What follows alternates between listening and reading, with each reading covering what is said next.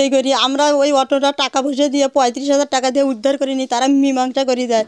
মীমাংসা হওয়ার পরে আজকে আবার মসজিদ দলবল নিয়ে বিএমপি সব কিছু নিয়ে আসছে আমাদের বাড়ি থেকে ভাঙচুর করে আমার 3,50,000 টাকা, 2.5 ভরি স্বর্ণ নিয়ে চলে যাবার ধরছে। আমার শ্বশুর বৃদ্ধ বাবা মা বাধা দিছে, তার মাথা ফাটা কিরিতাল মারধর করি তারা নিয়ে চলে গেছে। আর আমি ভয়ে বাচ্চা দুটো নিয়ে এই জায়গা থেকে চলে গেছি ভয়েতে, বলে আমার বাচ্চা দুটো করে মারি ফেলাবে। আমি ওই ভয়ে চলে গেছি। আমি দেশবাসীর কাছে জনগণের কাছে সুস্থ বিচার চাই। ওই মশিউর এবং মশিউরের দলবল সহ আমার বাড়িতে যায় হামলা করে এবং আমার বৃদ্ধ আব্বা এবং আম্মাকে মারিয়ে আমার বাড়ি লুটপাট করে ও নিয়ে যায়। সব আমার বাড়িতে লাঠির অস্ত্র ছোড়াপাতি নিয়ে এসে ভাঙচুর করে এবং আমার আম্মাকে মাথা জখম করিয়ে এবং ওর মাথা ফাটে 6-7টা সিলাই হয়েছে।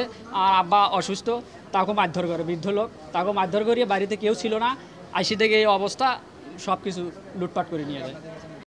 মশিউরের দলবল সহ ওরা ভাগি গোষ্ঠী, এরা সবাই যেমন এরা আসিয়া আমাদের বাড়ির উপর হামলা করিয়া ভাঙচুর করিয়া টাকা পয়সা গহনাপাতি এগুলা নিয়ে যায়। আমার মা বাধা দিয়ে যাওয়ার কারণে তার মাথাতে বাড়ি আঘাত করার কারণে তারা তো পড়ে যায়, তারা জিনিসপাতি নিয়ে ওখান থেকে উধাও হয়ে যায়। আমরা এদের সুস্থ বিচার চাই।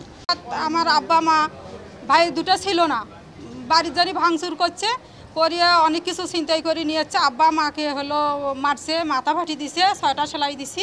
আমরা আপনাদের কাছে সুষ্ঠু বিচার চাই। চেয়ারম্যান আমাকে জানাইছিলেন, জানানোর পরে আমি বিট অফিসারকে পাঠাই দিয়েছিলাম। পরবর্তীতে ওনারা এজাহার নিয়ে আসছে, তদন্তপূর্বক আইনগত ব্যবস্থা নেওয়া হবে। আর তাৎক্ষণিকভাবে আমি বিট অফিসারকে পাঠাইছিলাম ঘটনাস্থলে।